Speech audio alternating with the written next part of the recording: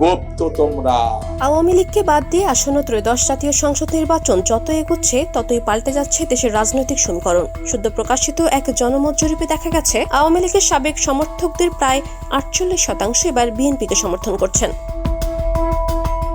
বুধবার রাজধানী জাতীয় প্রেস ক্লাবে আয়োজিত সংবাদ সম্মেলনে আনকাভারিং দ্য পাবলিক পালস শীর্ষক প্রতিবেদন প্রকাশ করেছে communication and research foundation CRF ও Bangladesh election and public opinion studies বিপিওএস।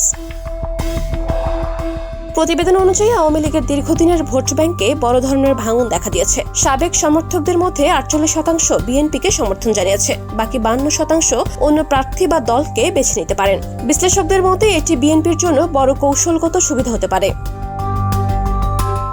2026 সালের জাতীয় নির্বাচন সামনে রেখে পরিচালিত জরিপে ভোটারদের রাজনৈতিক মনোভাব, নির্বাচনী পরিবেশ ও অংশগ্রহণের আগ্রহ বিশ্লেষণ করা হয়েছে।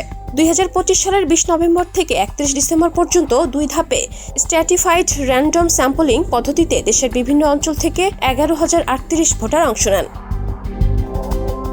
জরিপে দেখা গেছে 90% বেশি ভোটার নির্বাচনে অংশ নিতে আগ্রহী। ভোটারদের প্রধান উদ্বেগ দুর্নীতি ও সুশাসন। 67.3% ভোটার দুর্নীতিকে দেশের সবচেয়ে বড় সমস্যা হিসেবে উল্লেখ করেছেন।